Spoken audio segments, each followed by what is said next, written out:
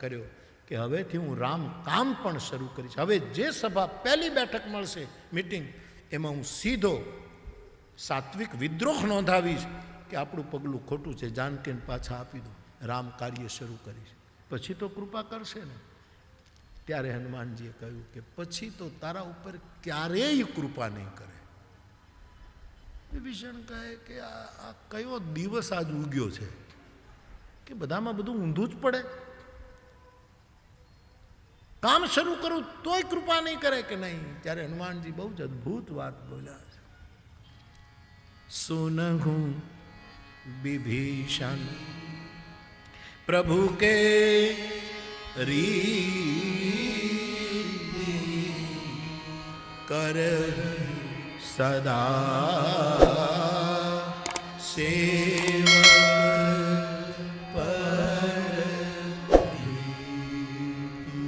વિભીષણ, રામની પાસે હું નિરંતર રહું છું.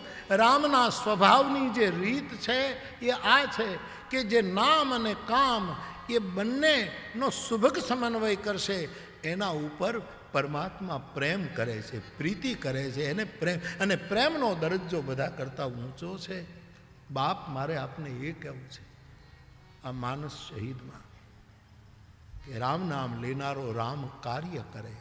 હું ને તમે, આ ઉપદેશ નથી મારી, તમારા કરતાં વધારે જવાબદારી બને, કારણ કે હું તમને તમારી સામે બોલી રહ્યો છું.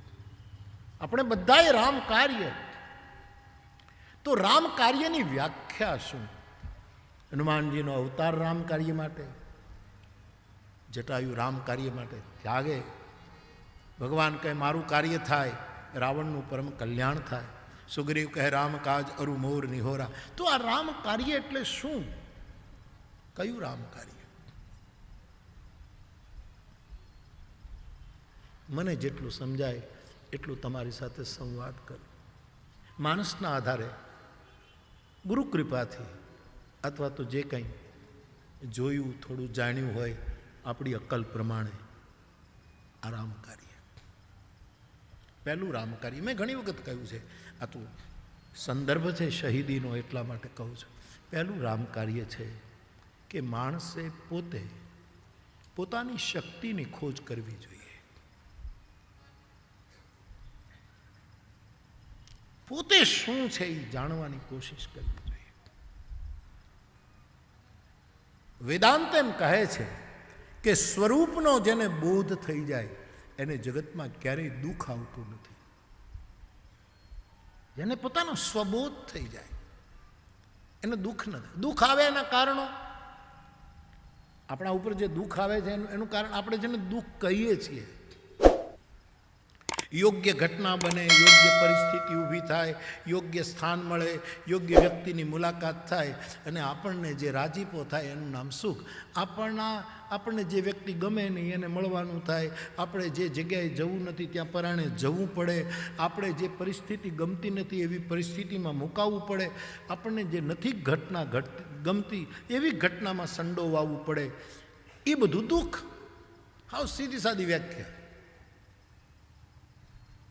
પરંતુ બાપ, દુઃખ જન્મે છે ઈચ્છાઓથી. આ પ્રત્યેકના અનુભવનું પણ સત્ય હોય છે અને શાસ્ત્ર સત્ય પણ છે. ઈચ્છાઓમાંથી દુઃખ. હવે પ્રશ્ન એ થાય કે ઈચ્છા કરવી જ નહીં. વિદ્વાન લોકો તો એમ કે ઈચ્છા ન કરો તો પ્રગતિ રોકાઈ જાય, પ્રોગ્રેસ બંધ થઈ જાય. ઈચ્છાઓ તો કરવી જ જોઈએ.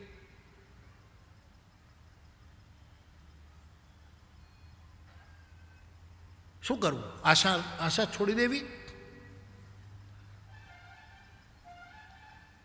ઈચ્છા કરવી પણ સમ્યક. ઈચ્છાઓને કારણે જેમ જેમ ઈચ્છાઓ વધે છે એમ મને તેવું લાગ્યું છે સાહેબ કે દુઃખ વધે છે. પછી આમ થઈ જાય, પછી આમ થઈ જાય, પછી ઓલી કથા કરી નાખીએ, પછી એના પછી ઓલી કથા કરી નાખીએ, એના પછી કંઈ નવો ધડાકો કરી નાખીએ.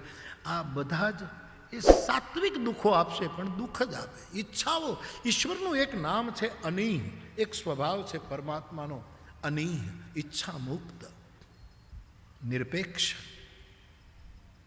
બહુ કઠિન. આપણે તો સંસારી ઈચ્છાઓ તો આપણામાં ભરી જોઈએ.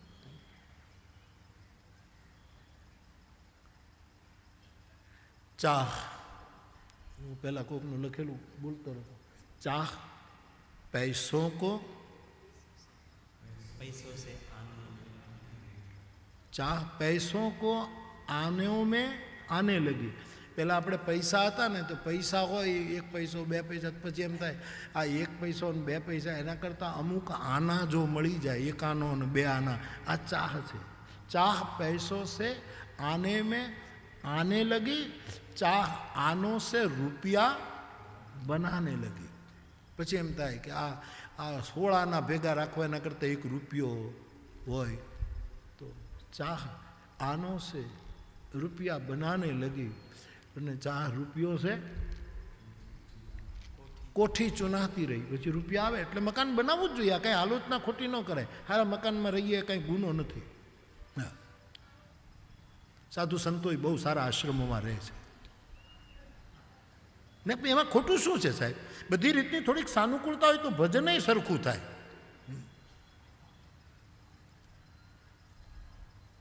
એક સાધુને એક ભગતે એસી લઈ દીધું. બાપુને બિચારાને એસીની કાંઈ ખબર પડે નહીં. તેની કુટિયામાં ઓલા એસી ઊંધું લગાડ્યું એટલે બહાર ભક્તો બે એને બધું ઠંડી હવા આવે, બાપુ અંદર બેઠો બેઠો તપે. બિલ આવે, ગરમીમાં ઉકળે બાપુ અને ઓલા બધા, અને ભક્તો વધવા માંડ્યા કારણ કે એસી લેર કરે. સરખું હોવું જોઈએ સાહેબ. યોગની સાધનામાં નથી રહેતું કે રેતીવાળું કાંકડાવાળી જગ્યા ઉપર નહીં બેસવાનું. યોગની સાધનાઓમાં આ બધું લખ્યું છે કે સમથલ હોય, તમારા શરીરને કોઈ કાંટો કાંકરો ખૂંચે નહીં એવી રીતે તમે યોગા કરજો, નહીંતર તમે યોગી દુઃખી થશો. આવું બધું લખ્યું છે. શાંત જગ્યા, નીરવ જગ્યા હોય એમાં તમે, શાંતિ હોય એમાં તમે યોગ સાધના કરજો, નહીંતર બીજા અવાજો તમને શાંતિ નહીં લેવા દે. તો ચાહ રૂપિયો છે કોઠી ચુનાતી રહી. પછી આપણને એમ થાય કે સાહેબ એક મકાન સરખું બને, બનવું જ જોઈએ. ક્યાં બધાને મકાન સરખું હોવું જોઈએ. એમાં ખોટી ત્યાગની વાતો ન કરાય. ના, સારું મકાન હોય ને તો એસીની સગવડ થાય તો ઠપકારવું. એસી બ્લેક એન્ડ વ્હાઇટ હોય તો કલર ટીવી ઝીકી દેવા, પણ સમ્યક. ચાહ रुपयों से कोठी चुनाती रही, चाह कोठी में मोटर को लाती रही. પછી કોઠી થાય પછી એમ થાય કે એકાદ 4 વ્હીલ હોય, એકાદી ગાડી હોય, કાંઈ ન હોય તો નેનો. ચાહ कोठी में मोटर को लाती रही, પછી ચાહ मोटर को होटल ले जाती चली. પછી એ ગાડી આપણને હોટલમાં લઈ જાય. પછી ચાહ હોટલ મેં બોટલ ખુલાતી રહી. પછી જ્યાં જઈએ એટલે એમ થાય કે હવે થોડુંક શીશે સે પી, આ પેમાને સે પી.